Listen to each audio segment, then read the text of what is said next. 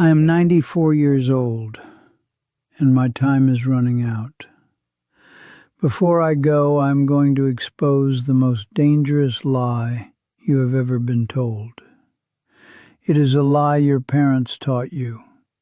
It is a lie your friends repeat. And it is the exact reason why your chest feels so tight with anxiety every single day. Last night, my 25-year-old grandson sat by my bed. He was crying.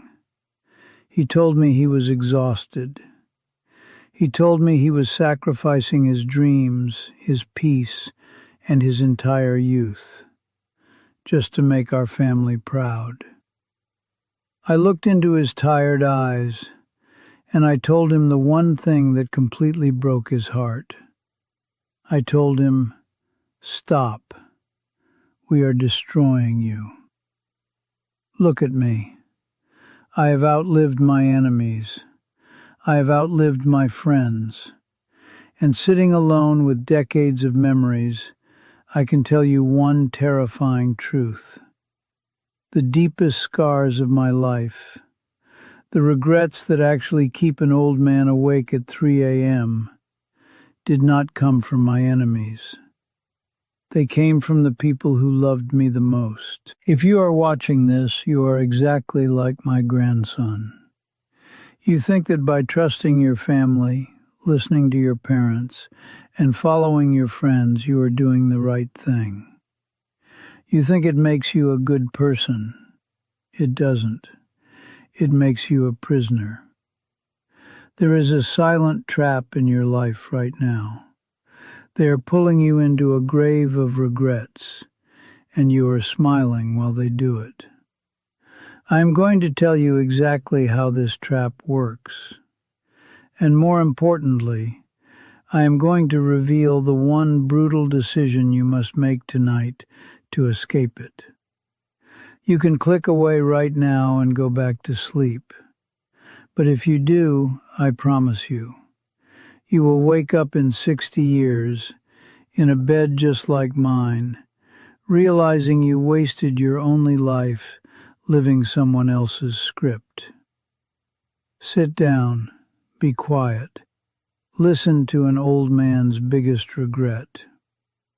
When we are young, we are desperate for a map. The world is chaotic. The responsibilities are heavy.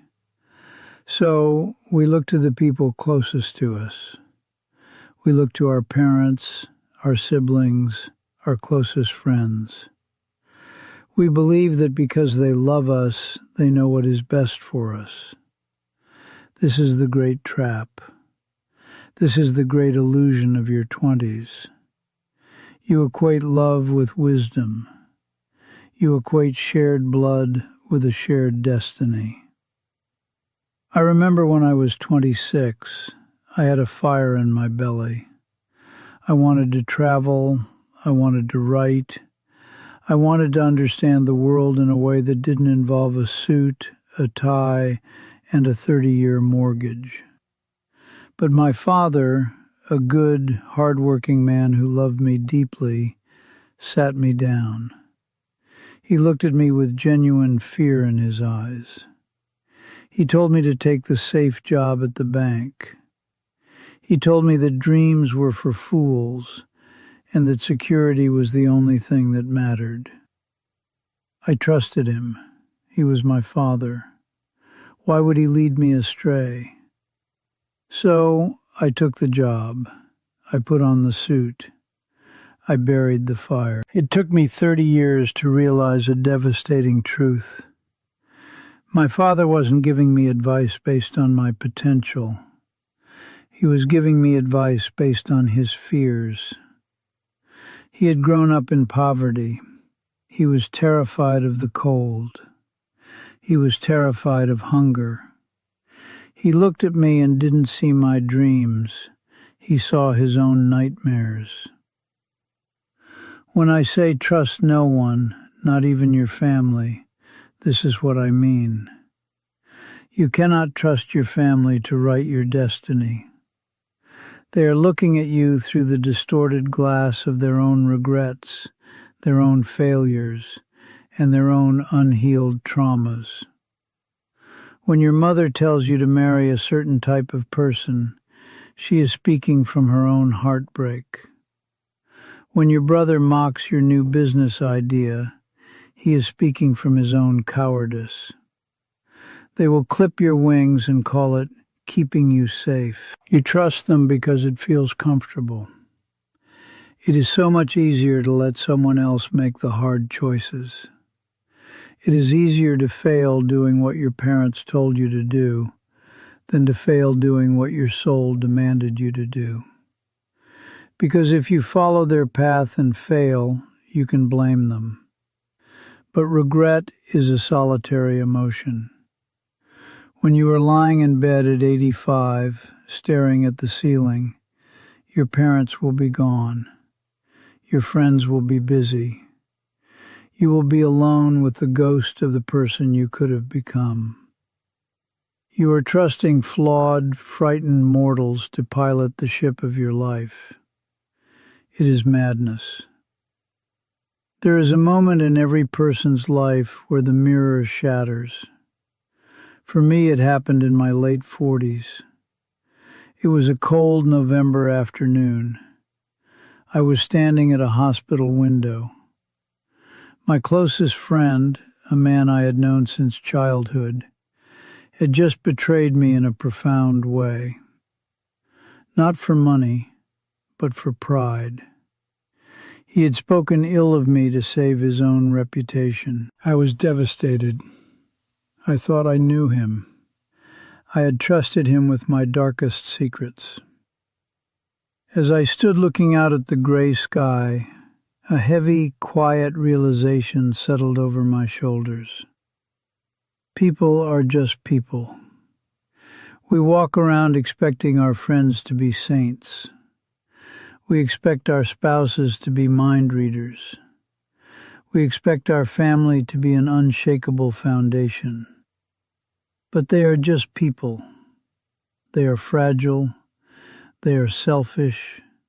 They are tired. They are fighting invisible wars in their own minds that you know absolutely nothing about. Why was I angry at my friend? Because he acted like a frightened, flawed human being? Or because I had placed an impossible burden on him? I had demanded that he be perfect so that I could feel secure. This is the shift you must make if you want to survive the next 60 years of your life. You must adopt the mindset of the ancient Stoics. They understood something beautiful and tragic. The only thing you truly own in this universe is your own mind. Everything else is on loan. Your friends, your family, your reputation, your possessions.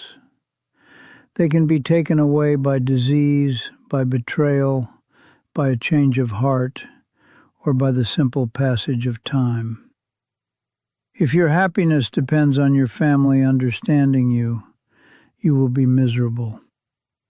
If your peace depends on your friends never letting you down, you will be anxious forever. I stopped trusting others to be my saviors. I stopped trusting them to be my moral compass. I realized that my inner peace had to be a fortress that no one else had the keys to. When you stop trusting people to be perfect, you actually give them a great gift. You give them permission to be human. And ironically, that is when you can truly begin to love them. If you want to navigate this life without suffocating under the weight of regret, there are a few brutal truths you must carve into your heart. Do not just listen to these words. Let them bleed into your bones. Perhaps the hardest lesson to learn is that love does not equal competence. Someone can love you with all their heart and still give you advice that will completely destroy your life. Love is an emotion. It is not a skill. It is not wisdom. Your family loves you, But do they understand the modern world? Do they understand your unique mind? Do they understand the specific pain you carry? No. Do not trust the advice of someone who has not walked the path you wish to walk, no matter how much they love you. Love is beautiful for comfort, but it is a terrible compass for direction. Trust your own intuition. It is a quiet voice, often drowned out by the screaming of your anxious relatives. Learn to listen to the silence. And as you walk this path, you must also understand that people change faster than the seasons. The man you marry at 25 is not the man you will be sitting across from at 50. The best friend you have today will be a completely different biological and psychological entity in 10 years. We trust people assuming they are static. They are not. They are rivers. You cannot step in the same river twice. Life will batter your loved ones. Tragedies will harden them. Success might make them arrogant. Sickness might make them bitter. If you trust that a person will always be exactly who they are today, you are setting yourself up for a devastating heartbreak. Trust in their capacity to change, and more importantly, trust in your own ability to adapt when they do. Do not anchor your ship to a passing cloud. This reliance on others leads to the great danger of outsourced happiness. You are anxious right now because you have placed your joy in the hands of others. You think, if my parents are proud of me, I will be happy. You think, if I find the right partner, I will feel whole. This is an abdication of your responsibility. You are handing the keys to your emotional kingdom to flawed, distracted people. Never trust another human being to make you happy. It is not their job. It is too heavy a burden for them to carry. When you demand that someone else complete you, you turn a relationship into a hostage situation. True Stoic wisdom is realizing that joy is an inside job. It is built in the quiet moments when you are alone, reading, thinking, walking in nature. When you trust yourself to generate your own peace, you become untouchable. So what is the solution? You must build your inner citadel. Marcus Aurelius, a Roman emperor who carried the weight of the known world on his shoulders, wrote about this. It is a fortress inside your mind, a place of total calm, total logic, and total self-reliance. You must build this citadel. Every time you face a hardship and you solve it yourself, you add a brick. Every time you sit with your anxiety instead of calling a friend to distract you, you add a brick. Every time you make a decision that angers your family but honors your soul, you fortify the walls. When the storms of life come, and my boy, they will come with a fury you cannot currently comprehend, your friends will scatter. Your family will have their own homes to board up. You must have a citadel to retreat to. You must trust your own character above all else. Look at me. Look at these deep lines on my face. Look at these hands that tremble when I hold my tea. I am at the end of the road. I have seen the curtain fall on the greatest plays. I have stood at the graves of men who thought they ruled the world. And I tell you this not to make you fearful, but to make you brave. When I say trust no one, not even your family, I am not telling you to become cold. I am not telling you to stop loving them. In fact, it is the exact opposite. When you stop trusting people to be your saviors, your guides, and your infallible anchors, you can finally love them for what they actually are. Beautiful, broken, struggling human beings trying to make it through the dark just like you. I love my parents. I forgave my father decades ago for pushing me away from my dreams. I realize now he was just a scared man trying to protect his son. But I regret trusting his fear over my own courage. I love the friend who betrayed me. I forgave him too. He was just a weak man fighting for his own survival.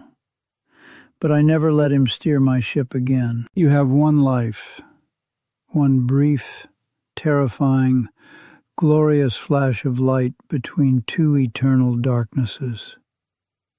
Do not spend it living someone else's script. Do not spend it trying to please ghosts. Trust your own mind. Cultivate your own wisdom. Build your own citadel. Love your family fiercely. Hug them. Share meals with them. Cry with them.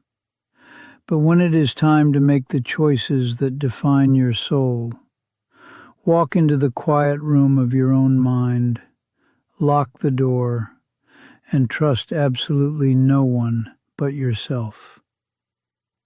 If these words resonated with the quiet part of your soul, the part that knows I am telling you the truth, do not just walk away. Join this circle. Subscribe to this channel. Not because I care about numbers. I am 94. Numbers mean nothing to ghosts. But because in this noisy world, you need a quiet place to be reminded of what is real.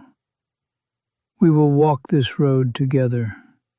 But remember, the steps are yours to take. Take care of your mind, young one. Time is shorter than you think.